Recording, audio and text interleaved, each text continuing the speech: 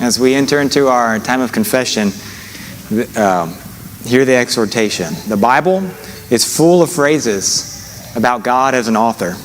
Beginning in Genesis 1, we read that God spoke the cosmos into existence. And then we read again in Hebrews 12 that Jesus is the author, the foundation, the perfecter of our faith. For pretty much every good endeavor we can put our hands to, we see that we have an example in God. Whether we make music, for God sings over His creation, whether we are studying engineering or biology, we see God's workmanship and then we imitate Him. Doctors, philosophers, teachers, technicians, homemakers, translators, builders, handymen, whatever you do, wherever you turn, we know that God has spoken about such things. But for a few minutes, I want us to dive into God as the divine author who weaves an infinite story. Each one of us was once nothing. And then God brought each and every one of us into His story. And now that we've entered into time and into the stream of history, we have a tendency to strive against this author of the infinite and eternal story. Made in the image of God, we also are telling stories. We can't help it. It's inescapable. It's not whether we'll tell stories, but which or whose story we are going to be telling. Our temptation is to forget our place in this story. Or rather, we like to put ourselves smack dab in the middle of the story, of anyone's story. After all, whose eyes do we look through to perceive the world? What could be more important than, yours truly? When reading a novel, or if we're watching a movie, it's easy for each one of us to perceive character traits of the various characters in the books or in the movies that we're enjoying. And we can pick them up with relative ease. For instance, if you've read C.S. Lewis's story, The Voyage of the Dawn Treader, the first line of that novel starts this way. There once was a boy called Eustace Clarence Scrubb, and he almost deserved it. Right away, we know there's a fair amount we know about Eustace, just from that one line. Yet we have little instances like that in our lives which we'll be oblivious to. We don't catch ourselves in the same way we just picked up on Eustace there. So either willfully or ignorantly, we're not as perceptive about ourselves in God's story.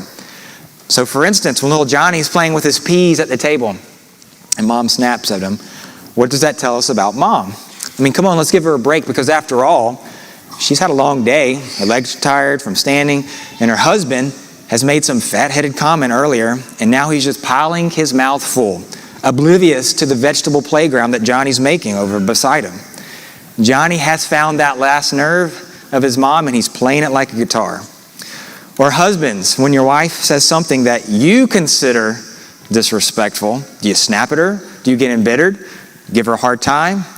Children, or really anybody for that matter, everybody here, when your friends are doing something that you're not explicitly invited to, what's your response? And then children, when your parents ask you to do something that you're not really, you really would rather not do. Well, do you do it right away with a willing attitude? Or do you drag your feet, run away, or just mumble something else while you do it anyway? So here's the exercise for us all. I've tried to give a few examples that perhaps all of us can relate to. Some sort of situation that we have difficulty in being faithful or doing what we know is right. So if somebody were reading the novel of your life in those moments, how would the reader judge you? So to help overcome sin, in particular, those bad attitudes, those times when you know your heart's not in a good spot, can we do our best, or can do our best to read ourselves like somebody would from the outside would be reading us? Are you the grumpy guy who's easily offended, or the lady who has to walk on eggshells? Are you the person who always wants the glory? We read stories of these type of people because it's human nature, and we read a story and say, yep, that happens. So we've seen it either in ourselves or in others.